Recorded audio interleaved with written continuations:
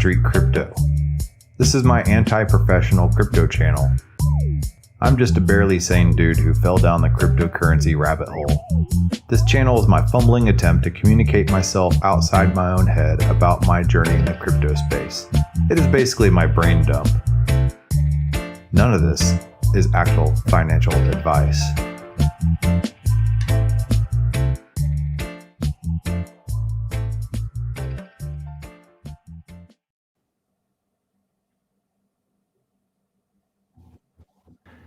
Good morning, everybody. I'm Eureka John, and you're at Eureka Street Crypto, broadcasting live on January 3rd, 2022 at 6:09 in the morning from Leander, Texas.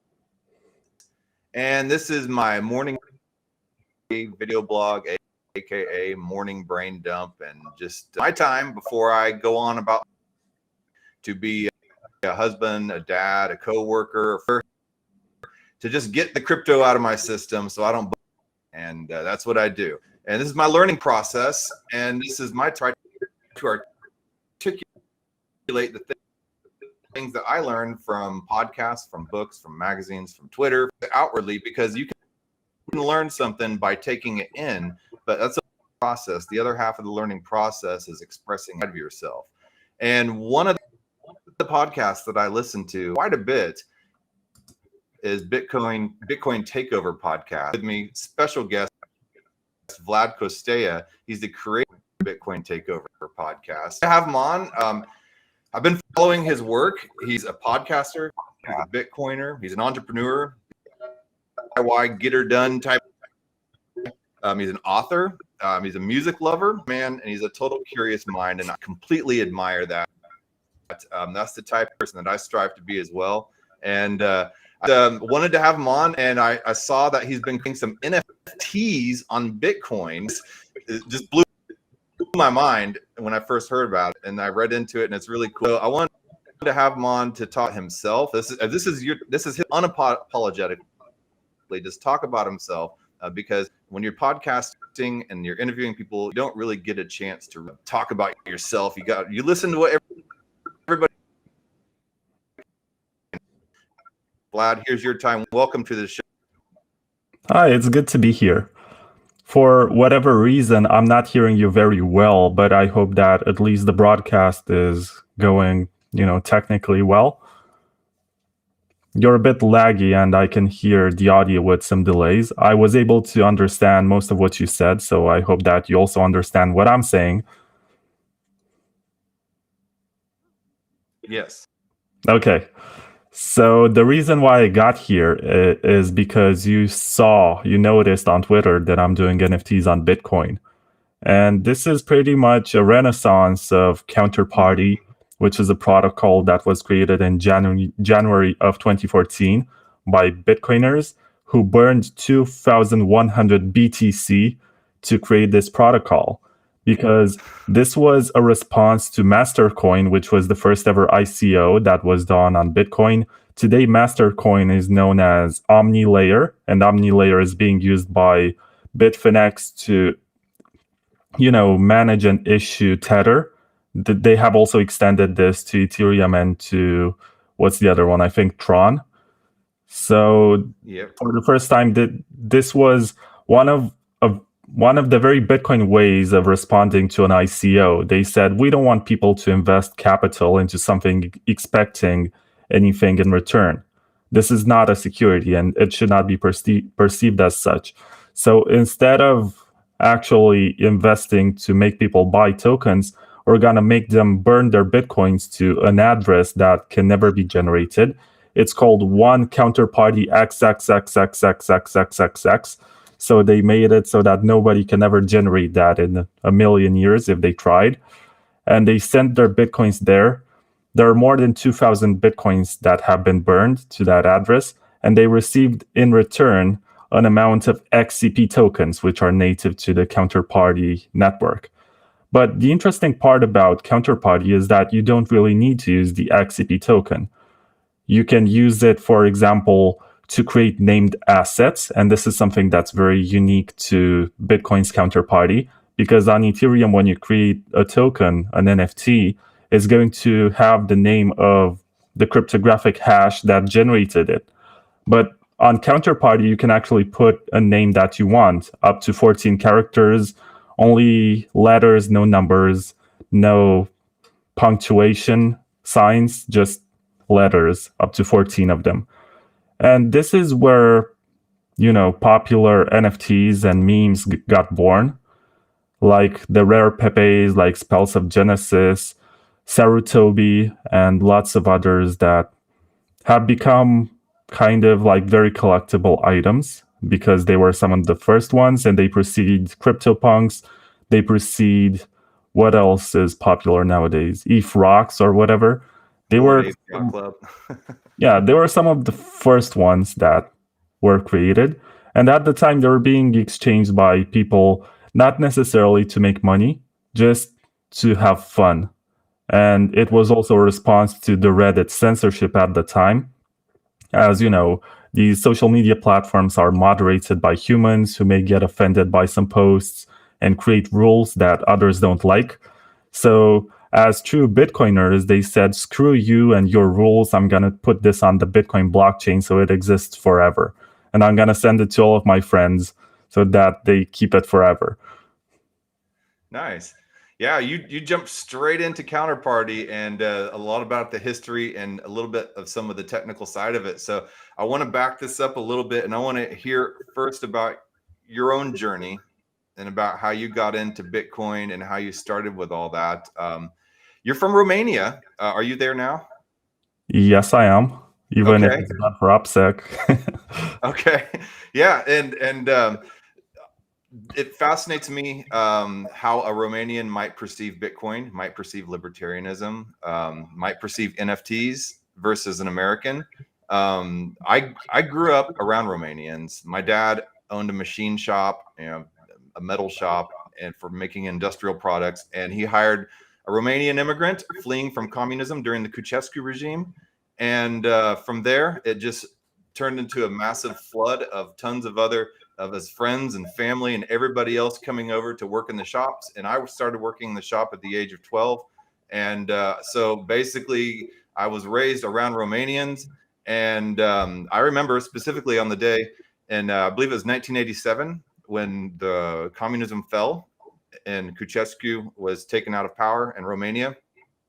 And the entire shop just decided to close shop that day, and everybody celebrated, drank beer in the shop, and just stopped work. There was nothing that, it was not a holiday in America. There was nothing that anybody could do but just stop work and celebrate that day. And so the whole idea of Bitcoin and somebody like you from Romania adopting that and your perception of it really fascinates me. So let's hear a little bit about that and about how you think that might have affected your perception on Bitcoin. Yes. So I think I have told the story about how I got into Bitcoin and what I liked about it way too many times. And since you presented it in the context of being a Romanian and what it means, I think this is a lot more relevant to anyone listening, because a personal story doesn't mean much. But if you put it into a greater context, you're going to realize why something that sounds as crazy as using Bitcoin to store your wealth actually makes sense in parts of the world where inflation and confiscation are just out of the charts and are very common. And this goes back to the history of my family. So obviously, I did not know much about this when I got into Bitcoin. I've discovered most of it because I was interested in how my grandparents and parents handled their finances when they were my age. And that's how I found some extra legitimation for my belief. So we had this monarchy in the interwar period, which was very functional. We were, I think, one of the top 5 military powers in Europe between 1918 and 1930 something. So Romania actually meant something when it was a kingdom. But after we have joined the Second World War on the side of the Nazis and we basically lost, this was terrible for our country. And we ended up being part of the USSR side of redrawing the map of Europe. So we were not ever part of the USSR as a state, but we were under their political dominance. So after 1945, when the war had ended, the Soviets just came into the country and they confiscated all of the wealth. Basically, everything that was private property was considered to be perverse and against the goals of the regime. So in my case, I've had a grandfather who had a small business just operating, creating glass windows for small businesses, because obviously you need glass windows for your home or for your business. He lost it all because the communists thought that this was perverse, and he was considered, a class enemy. That's what they used to call it, inamique de classe, which means that he was a bourgeois, even though he had like 3 employees and he was struggling to make it. He lost everything. He had it confiscated, and it was redistributed with large quotes, because in every one of these regimes that claims to be fair, there are actually elites who position themselves at the top and accumulate much more than the rest of the people, which is very common. And, utopias never work in practice because of human greed. And we never were able to recover that because the communists also burned down all the documents and everything else that was related to this small wealth that could have been had. And this also goes back to houses. The communists did not do this to my family, but it was very common to deport people. This meant that you would be abducted. I'm not even sure if there is a more polite term to describe it. They would take you from where you were leaving, make you abandon your house, your neighbors, everything else, and they would move you somewhere else where you did not know anyone else, and you had to start from scratch. And this was the Stalin way of handling communism. And this was a way for you to forget your roots and basically legitimize this totalitarian ideology by making people build their lives around it, as opposed to remembering what they used to be and what their family members were. They would get moved and have to adapt in a new place according to the new rules, which meant that they would appropriate the rules more willingly just because they did not want to die, obviously. So being a Romanian comes with all of these experiences, which in my generation, they have been forgotten to some extent. Like, you still find in universities young Marxists who are like, no, we never had real communism. We should do it like I say, not as they did. But they don't really realize that they're not much different, and they would pretty much do the exact same. So there was my parents' generation, which was born under communism, and they were never really allowed to own anything. Everything was given to them by the state. You were supposed to have a job, so there was 0% unemployment, even if your job meant nothing, and you're basically digging up holes so somebody else can cover them. That was still considered to be work. And if you had a job, you were given an apartment by the state. And it was not yours. It was not your private property, but you were allowed to live there for as long as you kept your job. It was very hard to get fired, but for whatever reason, if you got fired and you got moved to some sort of other business in which you had to work, they would also get you a new place. If you're on top, like a party member, and you're like a leader in your community, you had a better, nicer apartment, as opposed to the working class, which sometimes had these one-room apartments that were very crammed, and they had to adapt to that kind of situation. Anyway, my parents had their wedding on the 25th of November of 1989. And exactly 1 month later, the regime collapsed. And if you know anything about weddings, then you know that there are some sort of fundraising events where young people just raise funds to start a new life. And they did raise some money, and they wanted to buy a new car with it. And in communism, if you wanted to buy a new car, you had to deposit all of the money in the state's bank account and then wait for 6 to 12 months to have your vehicle delivered. And they did that, except that the regime collapsed a month later. So what happened to their money? Well, they recovered their money like 3 or 4 years later, except that due to inflation, the exact same money that was supposed to buy them a new car was returned to them, and they could purchase only a couch for the bedroom. So that's the kind of experience which I inherited from my parents, that they trusted the system. They basically deposited the money within the system in the local currency, and they got screwed big time by hyperinflation. So maybe that to you Americans, Bitcoin sounds stupid and you expect something like a national currency to be very stable.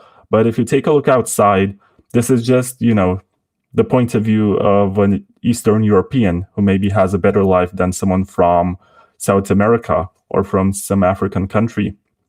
So even if you look at Turkey today, you're going to see that last month their currency collapsed by 40%, which is insane. And right now they're taking police officers into supermarkets to make sure that the prices are not increased according to inflation, which is the state way of controlling the prices. They're trying to suppress everything, even if it comes at the cost of keeping businesses profitable and, help them break even to stay in business. It doesn't matter to them. It's very authoritarian. There's a big world out there that requires some sort of monetary system which is neutral and cannot be influenced by the decisions of a handful of people who are in power on a certain territory. And there's also a huge requirement for the kind of money which lets you flee your country without having everything taken away from you. Right now, people cheer to the fact that you cannot cross the borders within the European Union with more than 10,000 euro in cash. But that's actually a way for the governments to retain more control over you. And if they get more authoritarian than this, it's going to work in their favor because people are going to try to sell everything that they own and start a new life somewhere else. Obviously, if they use banks that are within their country, it's likely that the funds are going to get confiscated.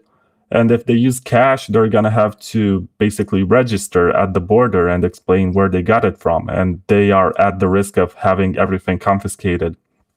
So something like Bitcoin, which allows you to grab 12 words on a piece of paper and use them to recover your funds wherever you go, that's a huge value proposition. It's something that we haven't seen before. It's something that the world needs, and we should not take it for granted and make sure that the network works and remains decentralized and functional. Yeah. I'm getting some feedback here. Is that, hold on, let me turn down. Okay. All right. I noticed that on your shows a lot, you talk a lot about wallets, and you get pretty technical and interviewing people to talk about their wallets. And so that's really important to you. And I think a lot of people, newbies starting out, don't really understand that you're talking about crossing borders, with 10,000 or more in the US, you have to declare it. But with Bitcoin and with crypto too, it's just, you're not actually holding that coin. You're holding the keys to it, the words, the passphrase for access to the blockchain. So technically you're not carrying that money over the border because it's not within any type of border. That's what a lot of people don't seem to understand, the difference between a wallet actually holding a currency and something being on the blockchain.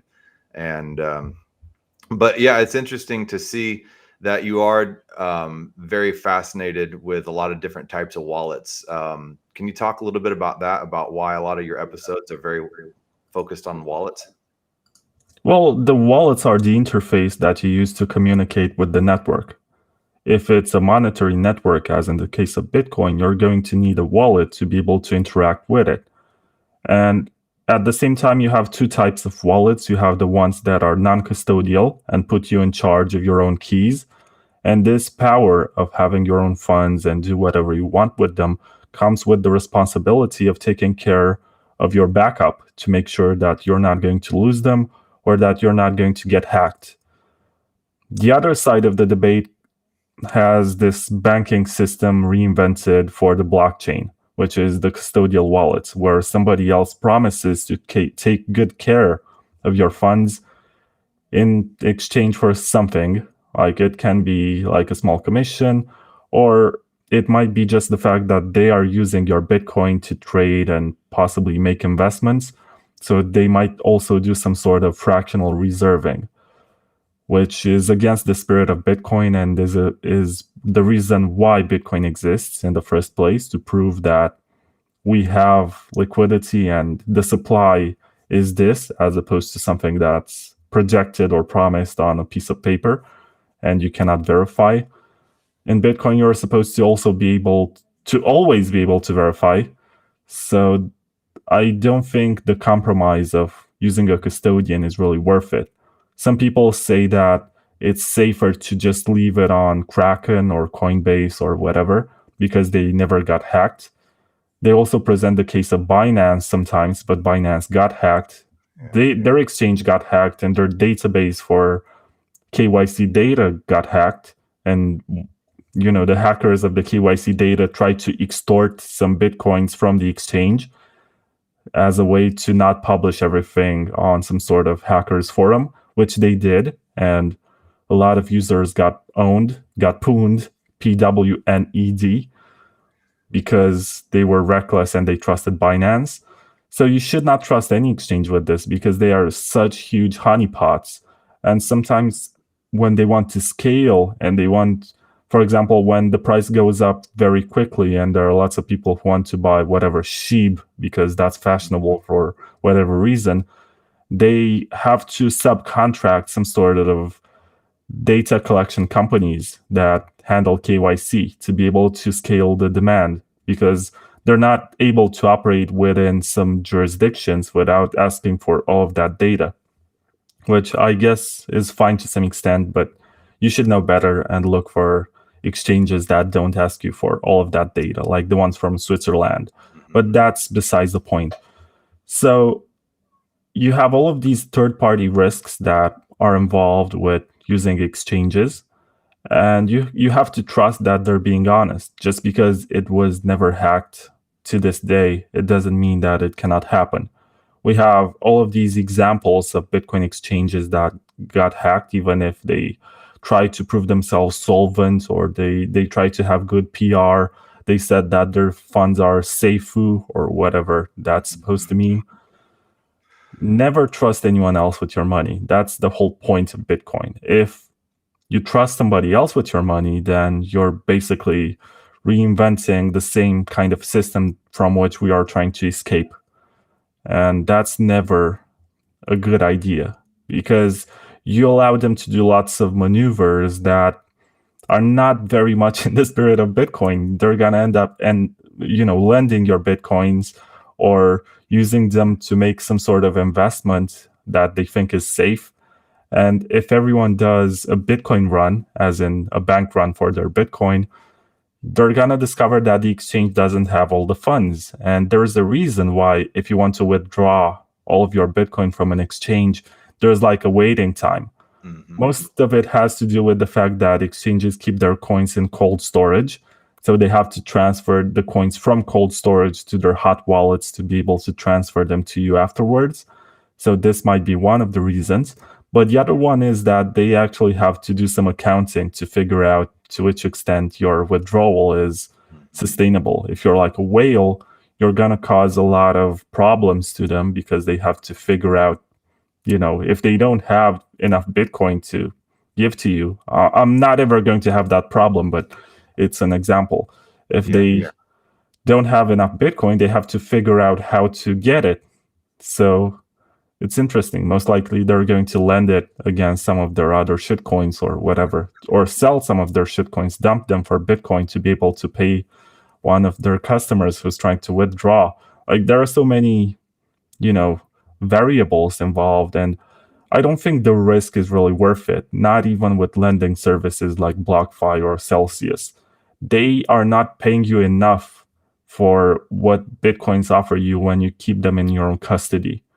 They're not going to grant you the same censorship resistance or anonymity or confiscation resistance, because obviously they can work with their local authorities and freeze your funds and not allow you to withdraw. And then you find yourself in a situation where you have no idea what to do. It was the case with Iranian Bitcoiners in 2018, when there was that trade embargo, which prevented all financial services from the US to work with anyone from Iran. And it's not your fault that the government fucked up and ended up in that kind of situation. You just wanted to benefit from a service. But the fact that that service comes from a country which is diplomatically in not very good terms with your own country, you're being punished for something which is not even your fault. So the risk of keeping your coins on exchanges is greater than any advantage. And if you are afraid of keeping your coins on exchanges, like I have some hardware wallets here, like there's the Trezor, it's like $70. You can find it anywhere. Just make sure you don't buy it used. It has a fairly decent amount of security. I don't think you trust Trezor, and you trust Kobo and Ledger and Seed Signer, and you've gone through a plethora of different wallets on your show. How do you know? That all those are safe. So there is the Trezor, which is like the OG hardware wallet. It was launched in 2014. It's tried and tested. A lot of people have tried to hack it. Some have succeeded. Most of them have reported the issues, ethically to the developers, and all of them have been fixed so far. So it's still going on very well. It can be hacked physically, so that's a well-known flaw with the Trezor, because they try to be open source with everything, so everything is known about it. If you gain physical access to it, I think you can hack it in like 20 minutes. But if you have a passphrase on top of your 12-word seed, they can have your 12-word seed, but if they don't know the passphrase, they're not going to be able to access your funds. So that's a way to get around it. A passphrase is like a password that you choose yourself and is not part of the BIP39 list of words, which has 2048 words. You can choose whatever. You can say Vlad is awesome 69, and that can be your passphrase. And nobody else is going to guess. That's not your passphrase, is it? Oh, no. I have more complicated ones. There's also the Blockstream Jade, which is also affordable and is kind of nice. It has its own battery. I just booted it without knowing. I just pressed the button. There's also the Bitbox02, which I really like. It's made in Switzerland. I have it somewhere around here. I accidentally found the Trezor Model T, which is the nicer model with the touchscreen input and some extra features. I don't think it's worth the $200, but don't tell Trezor that, because they sponsored my podcast for a season, and I would want them back. What else do I have here? I think this used to be the most expensive one. That looks like a Nokia. Yeah, exactly. It's the Passport. It looks like a mobile phone. I guess it has the best form factor of all of them, because nobody's going to know that this is a Bitcoin device. This looks like a Bitcoin device. This doesn't. They might question why you're walking around with an old Nokia. Yeah, I don't know. You can find lots of reasons why you're using an old Nokia. But this is very nice. So I would recommend it. But it's more complicated than your Trezor, because it has no first-party wallet, and you have to use something like Wasabi or like Electrum or Sparrow or Spectre. I've seen that these are also popular. So you have to use PSBT, which means that you connect an SD card to the device, and then you do the operations, and then you put your SD card into your computer to validate the operations. It's like, taking extra steps to make sure that your transaction is secure. There are no actual, scientific researches which prove that PSBT has security benefits, but it definitely makes your Bitcoins harder to spend. So to some people, that's an extra layer of peace of mind. I knocked off something. I'm looking for the Bitbox02, but I cannot find it. I know that I have one in the box that I'm going to unbox on my channel soon. How many wallets do you have? All of them. That's the correct answer. You're a Bitcoin wallet nerd. That's awesome. Mostly because I have recorded seasons 4 and 8 of my podcast that were about these devices. So I had to actually grab them and play with them, as the people I've interviewed were not, the marketing department. They were the people who actually built these. So I had to be able to keep up with them and ask them actual questions about how this works to make, the show useful. Yeah. But from my experience, I know that Ledger is popular, but I would not use Ledger. I think that your wallet should do exactly what it says it does, and you should be able to verify that it does what you says it does. And with Ledger, there is an extra layer of trust. There's also the keystone, which I can see that I have right here.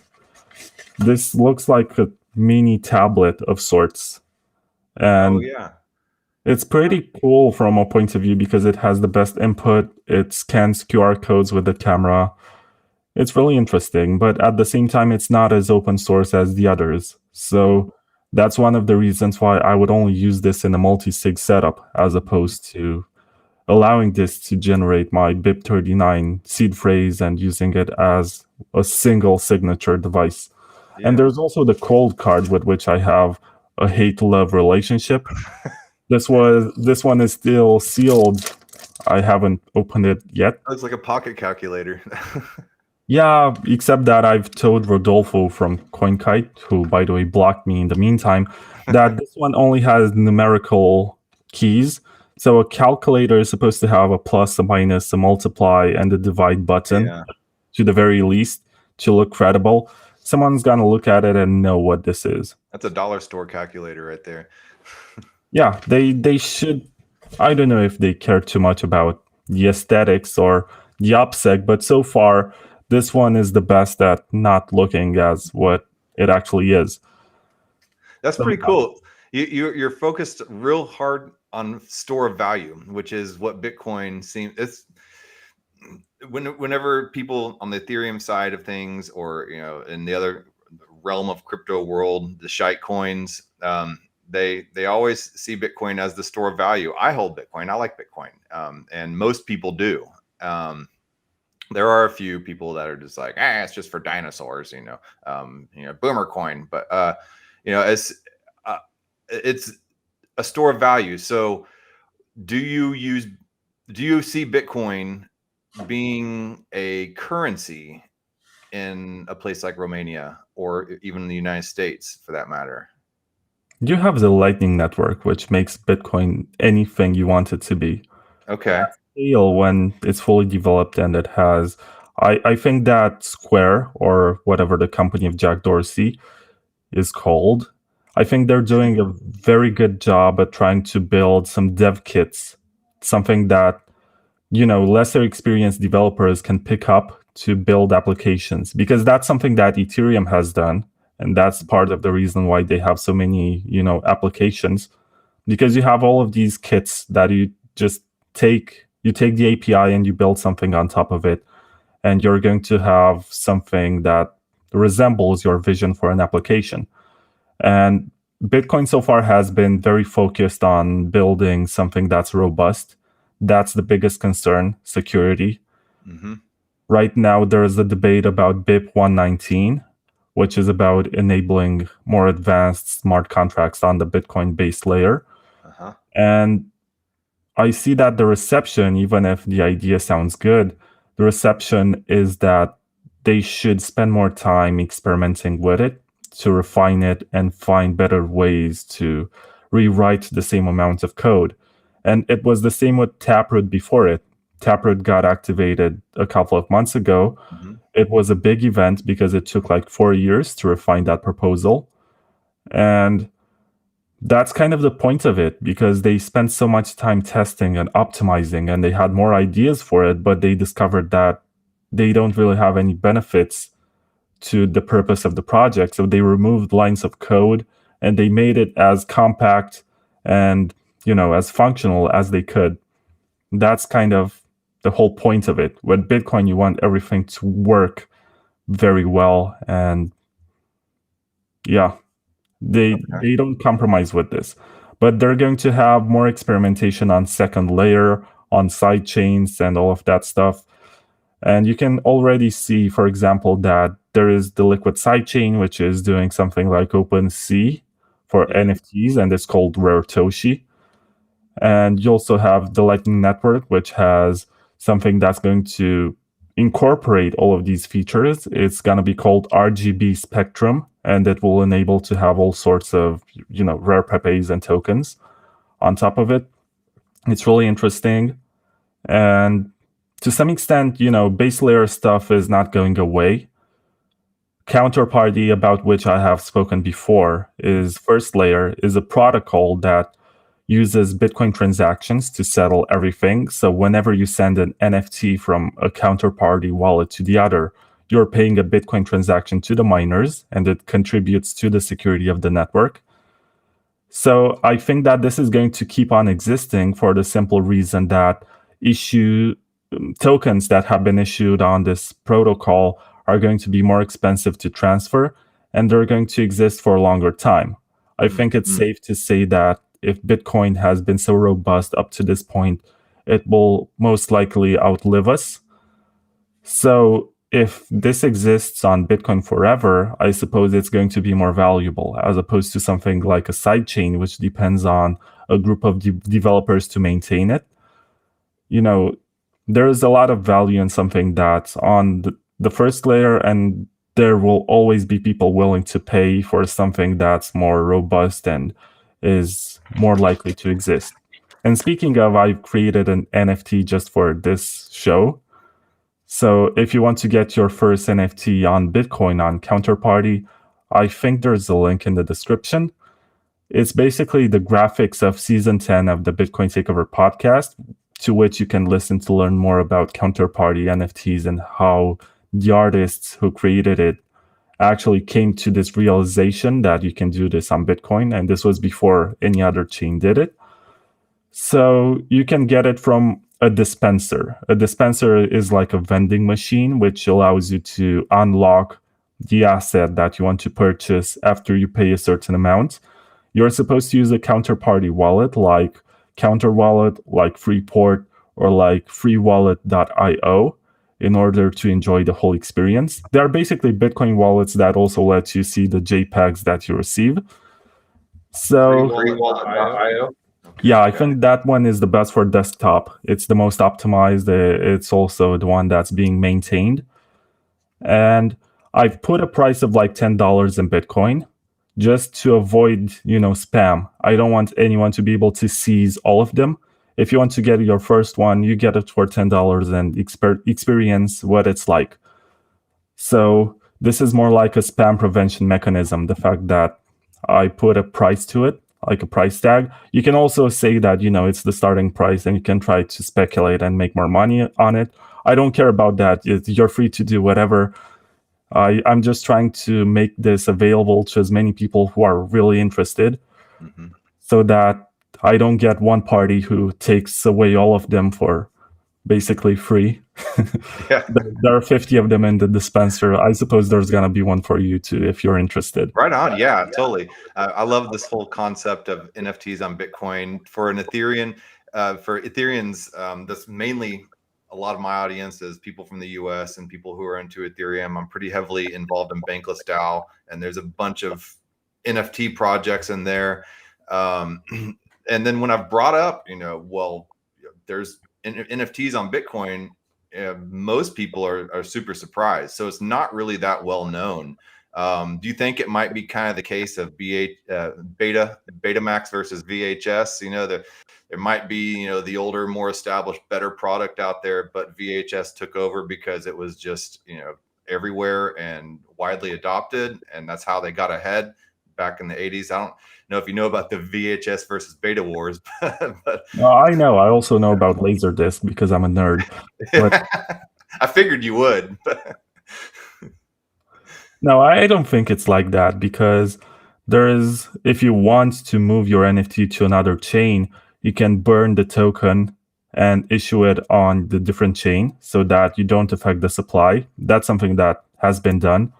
That's not something that I would do. I'm trying to promote this on Bitcoin because it pays for the security budget of the network. We have seen in the last few months, we have seen that the blocks were not as full as before, and mining was not as profitable. And if we really want Bitcoin to succeed, we need miners to get paid properly to be able to withstand, I suspect that there's going to be a bear market that's coming. We want mining to remain profitable. And I suppose that in order for that to work, we also need to pay more fees and encourage them to run their operations. This is the security risk of Bitcoin mainly, that as the subsidy reduces and gets halved every 4 years, we have to build a competitive fee market to keep up with, the electricity costs and everything else involved in the network. So we actually have to pay fees to be able to sustain that. And as we have seen, I suspect that the Chinese miners were gaming all of this mempool situation. They were filling the network with transactions between themselves at high fees so that people using newbie wallets like, I don't know, blockchain.com or something that suggests to you a median fee to pay, they would rip you off, because if you actually took a look at the mempool to see what the average fee is, you would realize, okay, I can pay a lot less than this. But they contributed to this narrative that Bitcoin is expensive to use. And today it's a lot cheaper than Ethereum or any other layer one, which, I don't know, has seen a high spike in fees. Yeah. I think you can get transaction through in the next block for less than $1 right now, which is kind of incredible. For NFT? For an NFT, yes. Okay. Because I know NFTs are pretty expensive sometimes to get through on Ethereum, definitely. Yeah, so if you want to sell my NFT on Ethereum, you can just buy it for the $10, then burn it and issue it on the different chain and provide some proof that it belongs from there and put it on OpenSea or whatever. I don't care. Just do whatever. I'm happy that I keep it on Bitcoin on Counterparty just for the spirit of it. I've said in the announcement to this, I try not to create an echo chamber, because then all you hear is stuff you want to hear, and I want to learn and hear about new stuff, and I want my audience to hear about things that they may not have heard of before as well. It's not really new stuff, just so you know. It's from 2014. Yeah, it's older. That's the crazy thing about it. It was there before, and the whole, but the idea of the op return function too is something that Komodo chain uses, and I believe Ravencoin chain uses. How is this different from that? And do you have a little comparison? I don't know anything about Komodo. Okay. And what I know about Ravencoin is that it was co-created by Bruce Fenton. At least the white paper was co-written by Bruce Fenton, and Bruce Fenton is very much into securities and has worked on Wall Street before he got into Bitcoin. So that's why he created Ravencoin. Part of the reason was that he wanted to put securities on chain, and that's something that Counterparty did before. The reason why Counterparty was shunned and disregarded for such a long time was possibly because some people thought that it was spamming the network, as Bitcoin is supposed to be this monetary system that should get transactions through as efficiently as possible. And maybe that some developers were not happy with people transacting frog memes, as opposed to actual money. So Ravencoin was running under the premise that it was costing too much in equipment to mine Bitcoin. So they wanted to democratize Bitcoin by bringing it back to the GPU. Do you think that's possible to maintain the same type of decentralization and security, or are we going to continue to have the heavy mining equipment? Well, if there is enough interest for that coin, then people are going to build ASICs. And in order to circumvent this advantage that is granted to ASICs, they're going to have to hard fork and change their hashing algorithm to something else that does not have ASICs. And this is an uphill battle. They're going to have all the time to have a hard fork to remove this. It's something that happened with Monero, for example, which they want to CPU mine all the time, and they don't want to have any kind of ASICs. And they could do this to Bitcoin, but there is a very high risk of, making users fall behind and be on the wrong chain. Mhm. And they're trying to have a consistency with everything that they're doing. It's part of the reason why they also use soft forks, which mean that it's optional for you to adopt this new standard, but in time it will become a standard. So maybe that the adoption, for example, with SegWit, right now the adoption is at 60-70% since 2017. At some point it will become the standard and everyone will be using SegWit addresses. But it's not something imposed right now, as it happens with hard forks, that the rest of the network is supposed to update their nodes and run this new software, which requires more testing. With soft forks, you can see it live. You can update it. You can make some changes before it becomes the absolute standard and everyone uses it. So I think I diverged a bit from what your point was. But, there is a reason why Counterparty was not so highly regarded, as its initial point was to put stocks and bonds and gold and commodities, whatever, on the Bitcoin blockchain and transact them. And I think that the purpose, the mission was very noble, to be able to do all of these in a decentralized and trustless and permissionless way. Mhm. But at the same time, it doesn't scale. And that's why I guess only the purposes that don't need it to scale have survived, like NFTs. You only transact NFTs as high value transactions when there's actually interest and there's demand for it. So there's no need for this to have 10,000 transactions per second. You only need to transact one card to the collector who's interested in acquiring this piece of history. If you want to transact it on a second layer with faster speed, or you want to move it to another chain, you have ways to do that. But there's Counterparty, and it works for high value NFTs. You can mint it for less than $1 today. So if you're into that, I suppose you should do it before you're not gonna be able to do it anymore because of the high fees. I suspect that will happen in 4 years, maybe. So you heard it here first. If you want to mint any NFTs on Bitcoin with Counterparty, you should do it now while it's still inexpensive. And you never know where it's going to go, or how much is going to be worth it.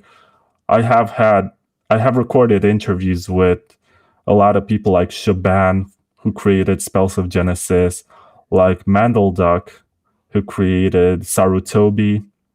Also, Joe, what's his last name? Joe Looney and Sean Leary, who were some of the original creators of Rare Pepes, and they set up the Rare Pepe directory.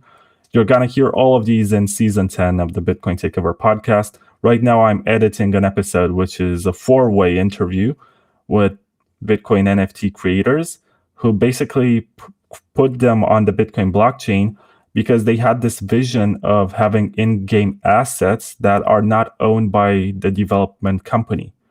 So they were kind of ahead of their time, because nowadays you have this very huge spike in popularity with in-game assets in Fortnite or in Counter-Strike Global Offensive, and all of these games which have a centralized marketplace for this kind of stuff. So basically your hard-earned assets, something for which you put 10,000 hours or more, are at the mercy of some sort of central provider of service. And it's not an issue of if, it's an issue of when they're going to turn off their servers and everything is going to be gone. So they figured out that you can basically put this on a blockchain. Obviously, on a blockchain, it doesn't really scale because there are lots of storage and computation costs. But with, second layers and stuff like that, it's going to be a lot more efficient. Or Solana, which is, blatantly centralized. They don't care much about it, but they provide the service that people want. Yeah, and a lot of people say with NFTs now, people that are adopting it, they're not. You don't start with the whole what is money, what is fungibility conversation with people on NFTs now. It's just not the focus of this new brand of adopter, I guess. and they're not as worried about, I guess, centralization as in the past years. And then, as Bitcoiners have been brought up to religiously hold to is of decentralization. So do you think that's true about these new NFT adopters not necessarily being as concerned about the whole centralization aspect? Well, they should care because it kind Do of you think defeats the purpose if anyone can turn it off. That's kind of the whole shtick. If it can be turned off, then it's not decentralized. That's the question to which all of these projects must answer. Can anyone turn this off? And it's not just about one person. It's about how much effort or how many people it takes, under ransom or whatever kind of scenario to turn it off and make everyone lose their money. And that's even possible with Ethereum because you have 5 people who can get in a conference room and decide what the next hard fork is going to be. So there are lots of risks about which we don't really talk about. And we go with the flow just because we see a lot of liquidity going into this space and a lot of speculative money. And we should be more cautious. And if we really care about these projects, we should do our best to run nodes to make sure that they're decentralized so that if there is some sort of point of failure, you are part of it. You are going to be part of that threat model, and they also have to go through you to turn off the network. So that's why, for example, I run a Bitcoin node. I know that the whole history of transactions up to this block right now is being stored on a small Raspberry Pi that's in my apartment. So yeah, Florian Stellian brought up a point. Do you have the chat pulled up on your screen here? He jumped in. He says Lightning Raspberry Pi is very cheap and private to use the Bitcoin. He said he learned all these things from you and your magazine. So, but there is a learning curve to running a node and using Lightning Network and Raspberry Pi. That's a lot higher than in some of these other, I guess, like Solana is pretty damn centralized. Yeah, I agree. Do you think a lot of these other chains can be, I guess, gateways in order to be able to get more involved and then start the conversation about some, the idea of freedom, about bringing in the conversation about how, hey, this is great and all, you have all this, and you're able to make money using this type of structure, but the light switch can be flipped off, and here's how to prevent that. Well, I like to think that projects like Dogecoin or Litecoin or whatever, they are very educational and instructional for using Bitcoin later on because basically there are forks. With stuff that's an Ethereum clone, I mean, that's a lot more complicated, but it's still, feasible as long as they use wallets, they use addresses, they scan QR codes, they transact, and they understand how markets work. I mean, that can be very educational, even though I discourage speculative investment in something that doesn't really have a good fundamental analysis. Like, I would not encourage anyone to invest in something that doesn't look good on the, 10 to 20 years spectrum. Like, if it doesn't look like it's gonna exist in 10 years, I would not put any money into it, even if it looks like it's gonna make 200x next week or whatever. Okay. So I like to sleep at night, and if I know I put money into some sort of shit coin that's supposed to 100x, I cannot sleep. Like, I want to know what's going on. So you're not a degen. It's not like Bitcoin is boring anyway. There's so many swings. I don't look at the price as much as I used to, but it's still wild. We are still in the early days, even if it sounds very reassuring, and you hear this a lot in the space, like, oh, you have no idea how early we are. As long as people in the street have no idea how to use a wallet, we are very early. And I run this experiment sometimes. So Lightning is not that hard to use. There are actually some very good wallets. One of them is on Android right now and is called Breeze, Breez. And it runs some wizardry in the background and makes you use a full node in So it uses block filters, it uses LND in a way that doesn't have any kind of trusted third party. You don't connect to somebody else's node, you become your own with a minimal amount of data. So that's something that I like about it. And there's also, what's the name of it? There's one on iOS which does something very similar. Maybe I'm going to remember the name. But you probably remember later on tonight. You just wake up. Yeah, that's always the problem. Yeah. You never remember what you're supposed to when it actually counts. But what I'm trying to say is that you have all of these wallets that are very easy to use and make it stupid simple. Like last week, I took a train ride to the place where I celebrated my New Year's Eve.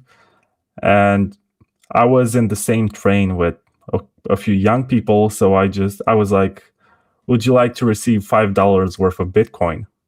And I just sent them $5 worth of Bitcoin on the Lightning Network and proved to them, this is so fast. Like, okay, this is the money of the future. You should know about it. Yeah. You can hold that. You can spend it on gift cards, on Bitrefill. You can gamble it on some sort of roulette website. But if I were you, I would just hold it and try to accumulate more or whatever. It's your choice. You just received your first $5. Doing the Lord's work.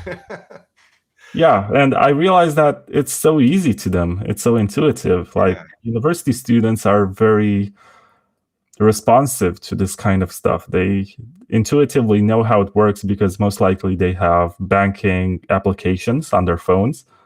And it's very similar. So the way that wallets work nowadays on mobile, they look a lot like your banking wallet. So congratulations to the UX designers. You have done a great job. I did not have to work too hard to explain to them how this works. They were kind of blown away by the fact that you can set any fiat currency as the receiving one. So you're going to receive Bitcoin, obviously, but you can denominate in lots of fiat currencies. So they could exchange, services to each other and pay like 5 lei being the local currency, which is really cool. And I have no idea where it's going to go from here. I hope that they hodl most of all, because maybe in 5 years they're going to be like, oh, I can pay my rent with this $5 from 5 years ago. Hopefully. Well, here's what I'd say quite a bit on my show, and you can tell me whether you think this is accurate or not.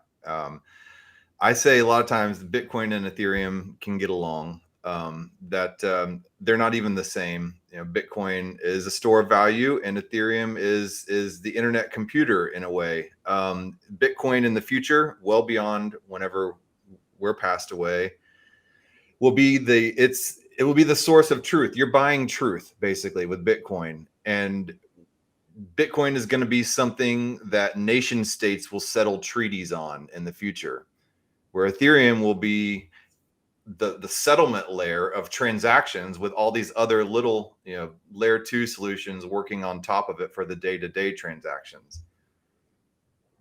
Yeah, I don't think governments are going to use Bitcoin anytime soon, even if they accept it as legal tender, which is to this day in El Salvador a custodial experience to which I'm not a fan, because it gets Orwellian and the government knows everything.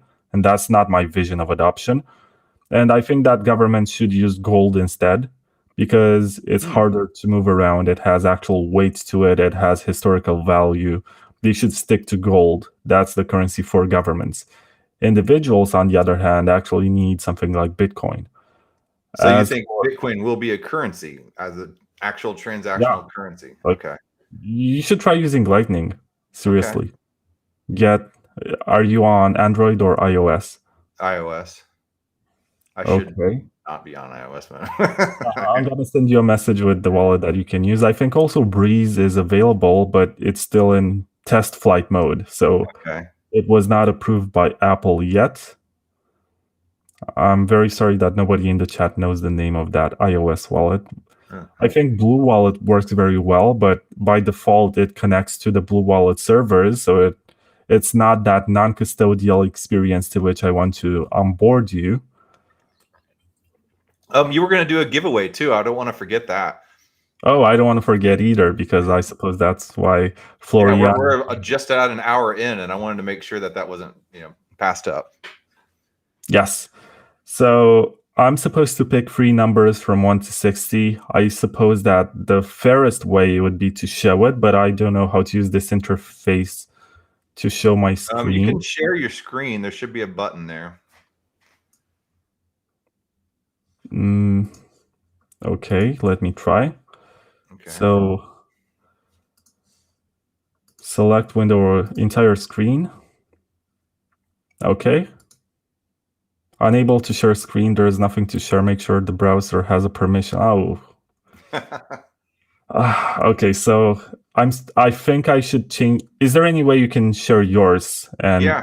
You just go to random.org. Okay, so and program it to pick a number from 1 to 60. All right, so and it's gonna be your call. So I have 3 prizes. The first one is a Raspberry Pi Node from Raspberry Blitz. The second one is a hardware wallet that's a Bitbox O2 made in Switzerland. And the third one is $50 worth of Bitcoin.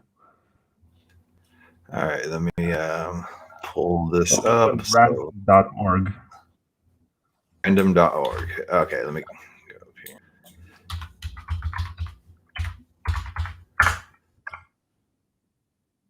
You know about pre-search, that search engine? No. I love that search engine. It's a decentralized blockchain-based search engine. Okay, random.org. All right. So it's supposed to pick a number from 1 to 60. Actually, 3 numbers from 1 to 60. And you just tell me what the numbers are, and then I'm gonna have to figure out who these people are. All right. You want me to announce live? I suppose it would help your views Sure. and viewers if I announce who they are, but I'm gonna have to search for it. So okay, so 1 to 60, you said? Okay. Yes. All right, you ready? Drum roll. So what's the prize? You get to choose which one of them this is. So there's the node, there's the hardware wallet, and there's the $50 worth of Bitcoin. You want to do the hardware wallet? Okay. Okay. All right. I'll get ready. Count down. 3, 2, 1. Generate. 8. Number 8. Okay. Now go for $50 worth of Bitcoin. All right. Drum roll. 3, 2, 1. Generate. 30. 30. Okay. And now for the big prize, which is worth $600. $600. All right. Oh yeah. This is like the biggest chunk of the money I've made in December, but I want to give back to my listeners and fans of the podcast. So this is for a Raspberry Pi node, which runs both Bitcoin and Lightning. It's from Raspberry Blitz by Fulmo. And just for the record, I do not own the gift, so you're going to have to order them, and I make the purchase when you get to the checkout screen. So that's how it works. I don't want to know where you live or stuff like that. I'll just make the payment. Right on. And this is completely random, and you heard it here. All right, here goes. Drum roll. 1, 3, 2, 1. Generate. 9. Number 9. Number 9. Okay, so now I'm gonna have to do a couple of searches to figure out who these people are. So if you can just talk for the next 30 seconds or so. Yeah. So anyway, I love the whole idea of counterparty. Counterparty does not necessarily have its own blockchain. It runs separately, and it uses Bitcoin blockchain, right? And then let's see, your guest that I listened to yesterday on the podcast was Theo Goodman, and he called Counterparty the vinyl of NFTs. I liked that analogy. He was, because I collect vinyl, and so to me, vinyl seems more crisp. It has a nice crackle to it. It's you get to open up the booklet, and you get to have the experience of the band. But vinyl can be expensive. And if you want to create your own vinyl, it kind of has a higher barrier to entry. Those are some things I thought about, and not necessarily everybody and every musician is able to just run out and press their own vinyl, because they always have to start out as NFT first, and not as NFT, as MP3 first, like on SoundCloud or something like that, to make and distribute their music. And nowadays, if they kind of want to be like, a good grassroots musician, you have to start out just by, recording some, piddly little track on your Audacity laptop or something like that, turn it into an MP3, put it up on SoundCloud, and then once you gain an audience, maybe you have some money, you can press some vinyl. So how does that analogy work with NFTs on Bitcoin and other types of platforms like Ethereum and other NFT platforms? Tezos even, Tezos seems kind of like it could be the poor man's NFT platform. And there's some really good art on Tezos that is very grassroots. So yeah, any thoughts about that analogy? Well, I don't think it's really like that. So you're comparing physical media to something which is digital. Okay. And in the case of Counterparty, it's the same as pretty much every other one. You might pay more for the fees if there's a lot of demand for block space. Today, as of right now, I'm checking to see what the fees are, and they are around 60 cents for a high priority transaction. So if you want to get your transaction in the next block, if you want to mint an NFT in the next 10 minutes, you're gonna have to pay only 60 cents for it. So yeah. I think anybody could afford that. Yeah. I figured out who the winners are. Okay. So there's Brandon Ryan, who won the Bitbox 02. Let's go, Brandon. So he was number 8. For the $50 worth of Bitcoin, there's Neko Nechnik, something like that. I'm gonna message you personally. And for the full node, there's Investing Dan. So he is the winner. And I'm going to contact you. You don't have to contact me, because it's very easy on Twitter to create impersonator accounts and change one letter to a number which looks just like it. So yeah, I wrote these down. I'm gonna make sure that you get your prizes. And this was it. Thank you for participating in this giveaway. I'm going to be like $750 poorer by the end of this interview. Yeah, but it is worth it. It's fun. I appreciate you doing that giveaway on my show. Yeah, it grants you an extra layer of objectivity. Like, I could record it or I could broadcast it and people would be mad, like, oh, but you picked your favorites or whatever. Yeah. This is a very good way to have like a witness and provide this extra layer of randomness. Like, I did not witness. They can blame you. Yeah. Yeah, man, this has been rad. I keep these to an hour, but I got a lot to learn. I need to learn more about Counterparty. I need to learn more about Bitcoin. Honestly, I started the whole thing, learning about SHA-256 and learning about what is money and fungibility and all that stuff.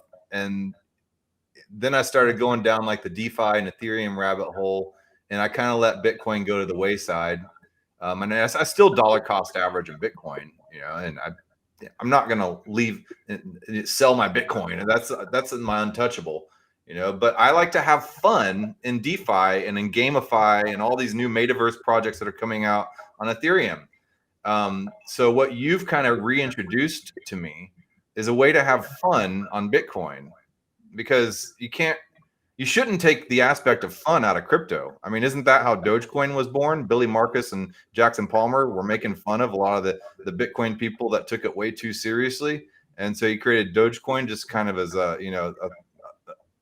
kind of a thumb in the nose, So yeah, and we're supposed to have fun, otherwise we go crazy. At the same time, if you have listeners who are more on, I'm not trying to say poor, but if they cannot afford to buy, hashes, cryptographic hashes that are represented by JPEGs, then you probably shouldn't just save your Bitcoin on something else. But there's this other side of people who are collectors and who want to have all sorts of stuff. So if they were not into NFTs, they would be probably into stamps or baseball cards or Pokemon cards or whatever, Magic the Gathering.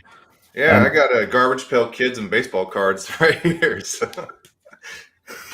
Yeah, so there are these people who like to collect, and there's a market for this. And if you're able to create something that they like, they're gonna grab it. If you want to start your journey, I've provided, so I'm shamelessly self-advertising my dispenser. It's in the video description. You can get your first NFT on Bitcoin by using that. And the wallet that I recommend is called freewallet.io.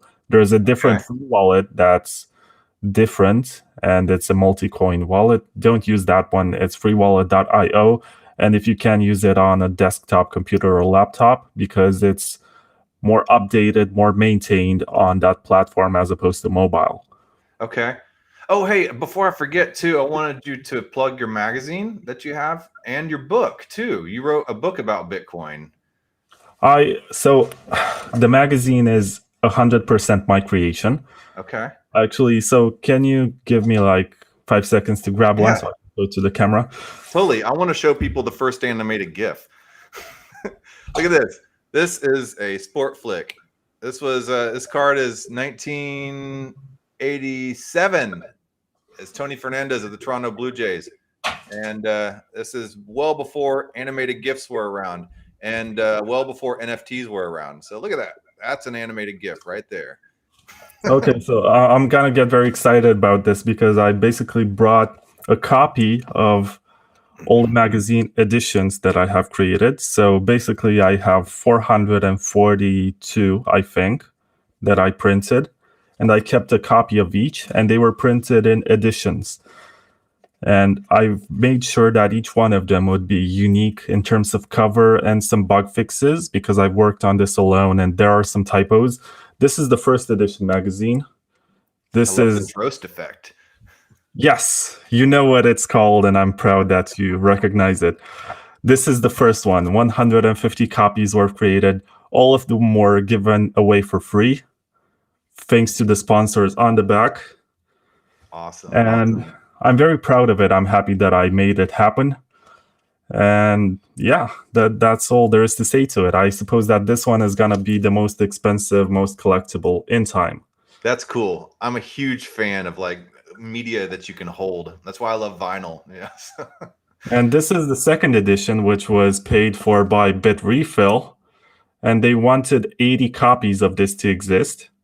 So I sent 40 of them to their annual team building event or something, and sent the other 40, actually 39, because I have one, to people around the world who wanted one for free. So once again, Bitrefill paid for this. You got it for free. I suppose that this being the second edition is going to get valuable in time. I don't know. That's not up to me. I just keep them for fun. And then there was the third edition, which I issued as an NFT on Raretoshi on Liquid. And this is the rare NFT. Only 21 copies of this one exist. And they were bought by collectors for as much as $100 in Bitcoin. I'm really proud of this one. It also comes with an extra article to justify the fact that I sold it. So actually, the reason why I have it is that this is like a non-functional copy because it has 2 blank pages. And I thought this was subpar, and I did not make it part of the official collection of 21. This is like hidden inflation, the 22nd one. But I did not, since people paid for it, I did not want to sell them something that doesn't have part of one article. So I kept it for myself. Oh, that's awesome.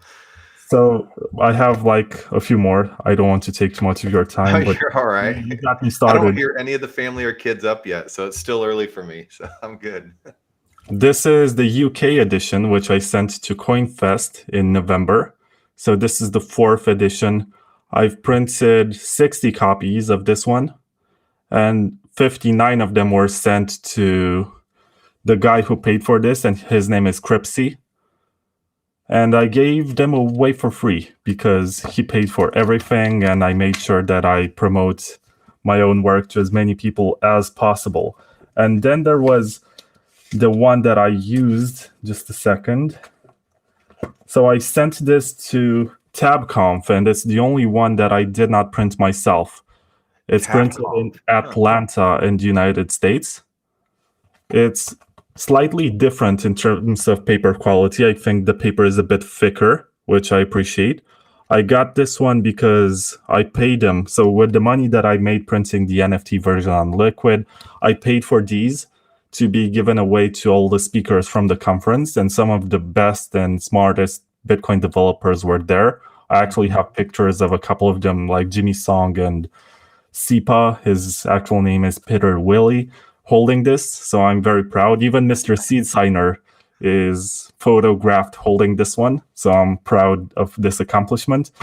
60 of them were printed. There might be 62. I don't know, because it's out of my control. They said that they have a couple of them that did not turn out well. They had some issues. I hold one of them. I suppose they're going to be collectible someday because they are the only ones that So I forgot to mention that all of the ones that were created by me are manually signed and numbered. So you know that this one, for example, wait, which one? Do you write everything, or how do you create the content? I wrote everything myself. So wow.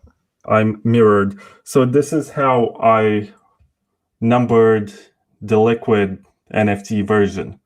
So Right obviously this is not part of the 21 collection because I noticed the flaw later, but I numbered it and I also signed it. That's my signature right there at the bottom. So you know that this is not, artificial inflation. It's not made by somebody else. I've open sourced it. So if you want to read the content, it's available. You can print your own copy. You can even sell it. But these are the ones that I made myself. Man, I want to get one of those. I want to hang it right next to this. Yes, I'm going to send you one. There's also this one, which is the 2021 all-time high edition. When we hit 66K, I decided to make one which celebrates that historic moment. People told me that I was being bearish because we're going to go to 100K and I would have to issue another one for that occasion. I turned out to be right. So in your face. I don't think anybody could have predicted where Bitcoin is at right now. I heard a minimum of 75,000 by year's end.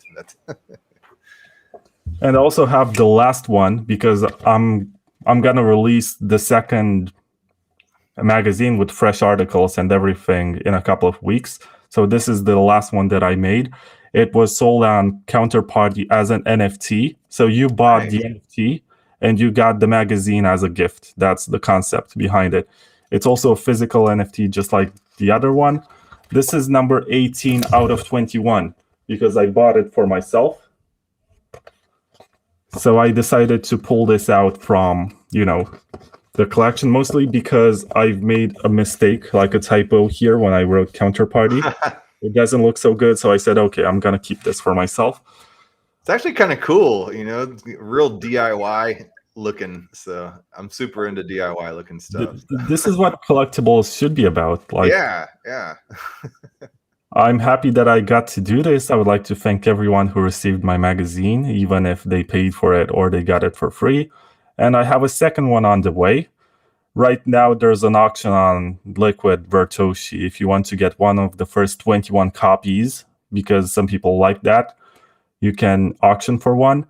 The rest of them are going to be given away for free from the first batch because I've searched for sponsorship. And I very much appreciate that there were companies and individuals who were like, okay, I'm going to give you $500, print more magazines with this money. I very much appreciate this because they haven't even seen one page of the actual content. So, well, I mean, the art on the cover alone is very attractive. It looks really professional. And the second one has a rare Pepe cover, so I suppose a lot of people are gonna want that one. It was supposed to launch for Christmas, but I failed to deliver on time. So since I failed to deliver on time, I decided to add a couple more articles just for the sake of it. So it's going to be a lot thicker than this one, a lot bigger, more content. And I'm happy that I get to do this. So first of all, I must thank Joshua from Voltoro. He's the first guy who saw my show. He was a guest on my podcast. And at the end, he accepted to sponsor me. And he doesn't care about metrics. He doesn't care if I'm popular or not. He just wants this to exist. He's like, yeah, you're like a painter. And if I keep on paying you, I'm going to get a return of investment at some point, because he likes that I keep on doing stuff and I enjoy doing stuff. So this is I love that. That's how it should be. You know, you see somebody that's committed and doing stuff and not looking for perfection, but looking for experimentation. And that's what I see you as. You're a DIY, pull yourself up by your own bootstraps type of dude. You experiment and you're an artist and you put out all this media. And you just say, okay, this works, this doesn't, let's try something else and let's just figure it out. And that's why I wanted to have you on. I see that and I admire that. So yeah. Yeah, you know, it's fun to do what you like to do. There's also a lot of work. Sometimes I spend 14 hours writing or editing. Right now I'm editing an episode from season 10 of the Bitcoin Takeover podcast, which has 3 of the smartest and most involved NFT creators around. They're so OG, like they were some of the first people who drew rare Pepes. And there's also the guy who created Spells of Genesis, which came before rare Pepes. And there's so much to learn from them. It's a 4-way interview, so there's me and 3 other guys. It's harder to edit because there are background noises, which I have to remove manually. I have to cut some parts just to be sure that the quality is on par. But it's going to get published by the end of the day. You're in the United States. It's about 6 a.m. where you live. So you're going to have it in a few hours. And that's a good way for you to learn more about the history of and the context and everything about Counterparty that was basically erased by history, because there's a lot of stuff that got built for Bitcoin and there's a lot of experimentation which precedes most altcoins, and we don't really talk about it. Mm-hmm. And some of it has a resurgence moment, like Counterparty right now. A year ago, nobody really knew what this was, but now there's a huge amount of inflow of liquidity that's coming into Counterparty from people who want to historically possess the first ever NFTs that were created. But the funny part is that the first NFTs were actually on Namecoin, which is the first ever altcoin that was created, and even Satoshi Nakamoto endorsed it.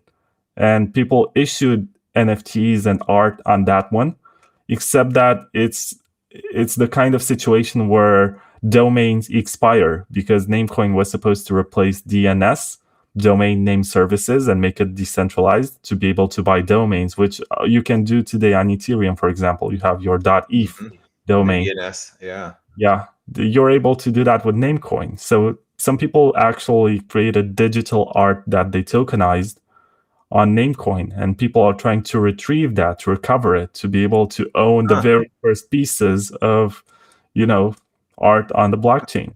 So it's fascinating. It's like a race to the absolute beginning, and everyone's trying to accumulate more of the first ever NFTs as collectors. Wow. Yeah. So a whole treasure trove of possible value just being dug up. Yeah. And if you have a good idea or a good concept, you should create it. And if you want to put it on Bitcoin, you should create it right now when the fees are low. Yeah. And nobody really knows. Like, I'm not sure if you heard about DJ Pepe. His name is Jay Skrilla. He is a musician who is into hip hop. And also he drew some Pepes. So he had DJ Pepe, which was a card that he was basically giving away for free. There's an interview with him from like 5 years ago when he was trying so hard to convince people that this is like a good idea. Yeah. And right now you can buy one of these cards for like $10,000. That's insane. It is. Like, he would give it away for free, just like I gave away most of these magazines. And then the market decided that they're valuable. Yeah. So as a creator, you should never create to try to create value, you should create to create for creation itself. Yeah, And for then the later on, if it's valuable, that's great, and it's but kind of it also helps you boost your self-esteem and keep you going, because people who buy your older works for a lot of money will most likely also buy your newer ones just for the sake of collecting it. So it's like I every think preacher about sits this a there. lot. You leave something behind and people are going to discover it and appreciate it at some point, and this will only elevate everything else that you're doing. And to me, the magazine, so I've come to the magazine after experimenting with a lot of stuff from the podcast. I've done a radio station that was running 24/7 on YouTube and Twitch that was broadcasting podcasts from lots of creators that are lesser known. I've also done videos and YouTube stuff, and it always seemed like nothing was really catching on, and I had to go for a long time before I would get noticed. But right now, I figured out that with the magazine, I can put it all in one package and make sure that nothing of what I created goes to waste, as long as I put it into words and I write it. Yeah. So all of the experience that I've gained making videos and doing podcasts, I can put it into a tangible form in a magazine. And people are going to discover my prior work, and maybe that it's the best way for me to promote my own work and make sure that it doesn't go to waste. Because with social media and algorithms and all of that stuff, it's very easy to bury content and not get discovered ever, unless, I don't know, you get on the news with some sort of scandal and people start digging into what you've been up to.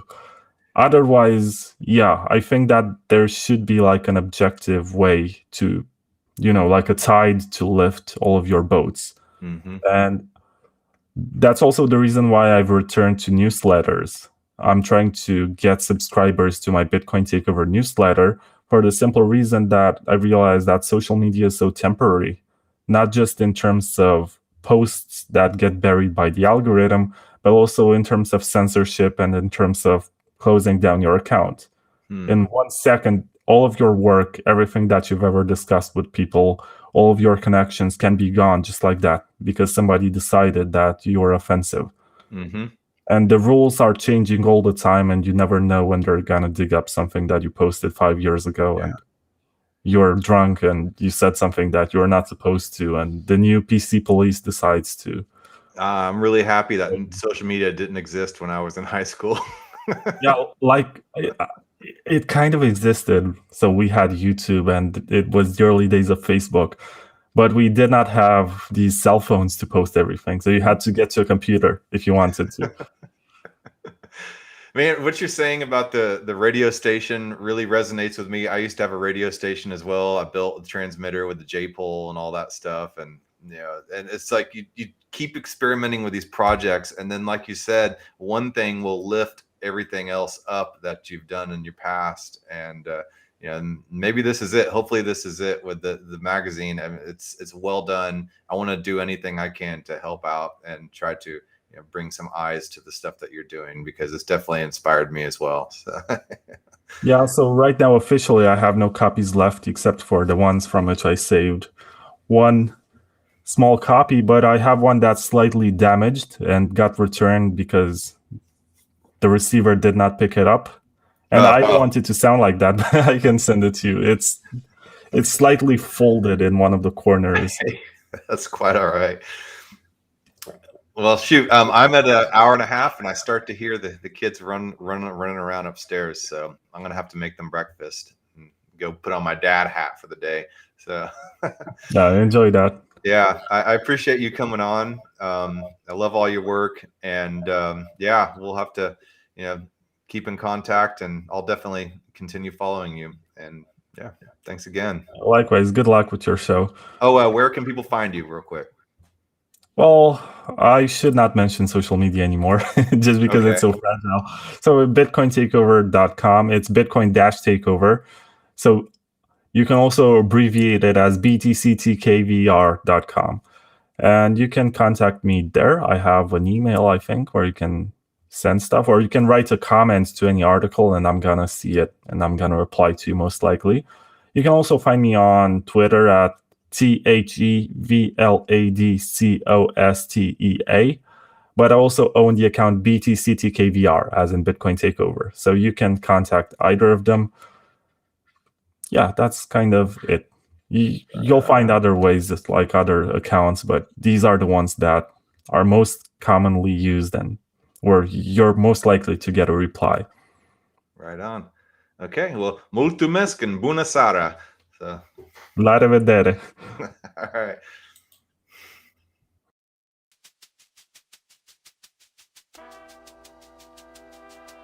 Thank you for making it to the end of this program. If you actually like this content, give a thumbs up. And if you want to hear more, just hit the subscribe button. I'm available on YouTube, Odyssey, and BitChute, and on all the major podcasting platforms in audio version. Spotify specifically. If you would like to follow and leave a review, that would help a lot. I am also available on Twitter at EurekaJohn1. That's EUREKA John, JOHN, and the number 1. My DMs are always open. Feel free to shoot me a message.